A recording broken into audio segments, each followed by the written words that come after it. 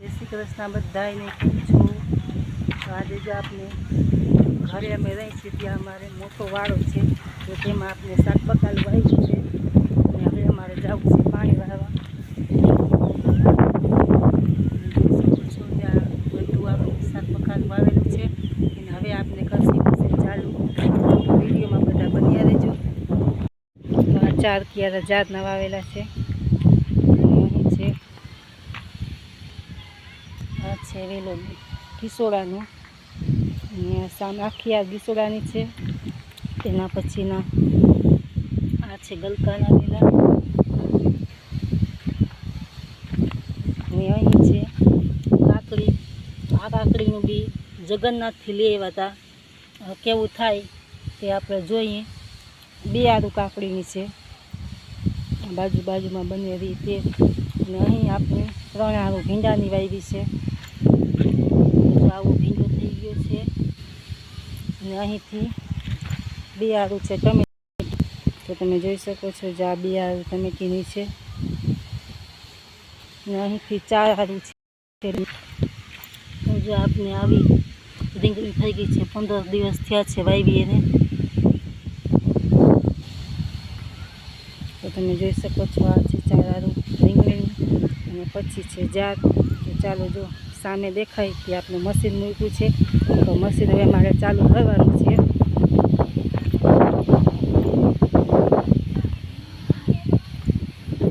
હે ના લાઈન ભરીને ઉપાડી લઈએ હમણાં. મશીન ચાલુ કરવા. અને આ જો છે મોટું ટાવર, છે અમારી ગાડીમાં. પોણા વીઘા જેટલી જગ્યા છે અમે રહી છીએ ત્યાં. આમ તો વાડી વિસ્તાર જ છે.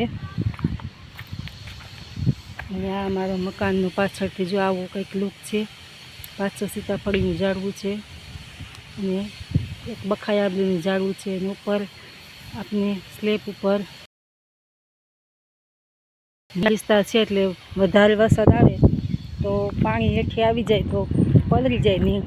આમ તો બહુ પાણી નથી આવતું, પણ 2-4 વર્ષ એકાદી વખત આવી જાય. તો હવે આપણે અહીંથી લાઈન ભરવાની છે. થોડીક ખાલી થઈ ગઈ હોય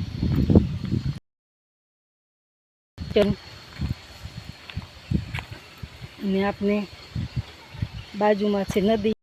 તો ચાલો તમને નદીનો કાંઠો બતાવી દઉં. તો અહીં આપણે જો 4નો હોસ પાઇપ નાખેલો છે. અને જો સામે ખાડ રહીને એ ખાડમાં આપણે મૂકેલું છે. અને આ છે નદી. નદીમાં ઘણા બાગડા થઈ ગયા છે. તો અમારા ગામમાં 2 નદી છે. આ નદી છે તે અમારે સોયણી કહે છે, બીજી નદી છે તેને રૂપારેલ કહે છે. અને સામે પાછો નદીનો કાંઠો છે આવી જાય. ત્યાં પણ વાડી વિસ્તાર છે, ને ત્યાં પણ બધે મકાન જ છે. તો ચાલો આપણે મશીન ચાલુ કરી લઈએ. મશીન ચાલુ કરીશ એ વિડીયો નહીં આવે, કારણ કે મશીન ચાલુ કરતા હોય તો શૂટિંગ કોણ ઉતારે. તો ચાલો બધા વિડીયોમાં બન્યા રહેજો. હમણાં મશીન ચાલુ કરું છું. પહેલાં આપણે લાઈન ભરી લઈએ, કેમ કે થોડીક લાઈન આજ લાઈન અધર કરી લે ને પાછું ફૂટબોલમાં પાણી ભરાઈ જાય, એટલે આપણે અધર કરવી પડે. કતો અધર નહીં.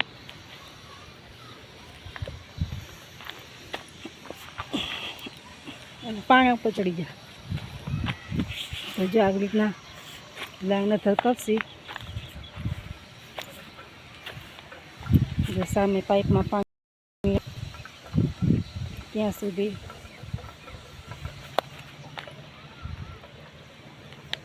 તો જો પાઇપમાં પાણી આવી ગયું છે.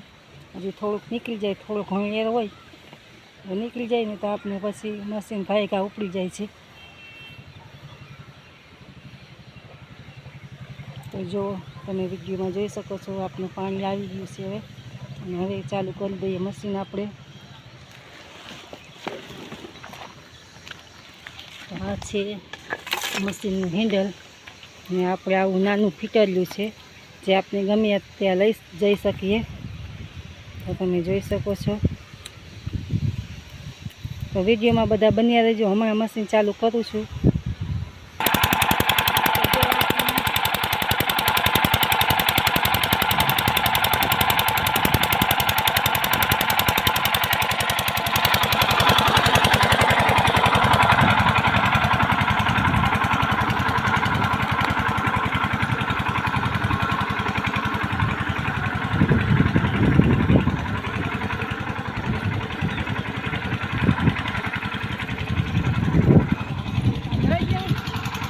થોડોક બાક હા ભરાઈ ગયા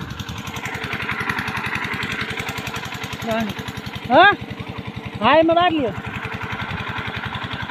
તો અહીં આપણે છે ચણ નાખવાનો ઓટો જ્યાં ટાવરનું કામ ચાલતું ત્યારે આ સિસ્ટમનો માલ વધ્યો હતો તો અહીંયા ચણ માટેનો ઓટો કરી નાખ્યો છે જેથી કરીને ચોમાસે પાણી આવે વરસાદ થાય તો પંખી સરસ ચણી શકે અને હવે હું જાઉં છું આ જે મશીનમાં ગરમ પાણીની નળી આવતી હોય એ નળી ફેરવવા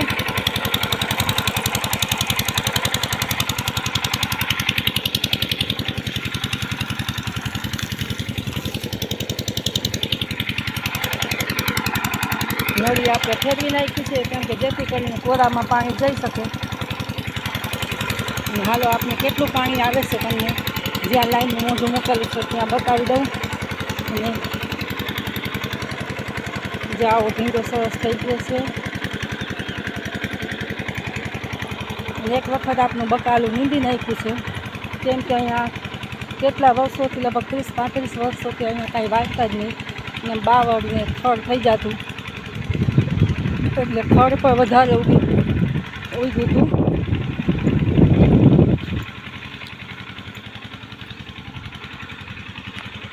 તો જો આટલું ફૂલ પાણી આવે છે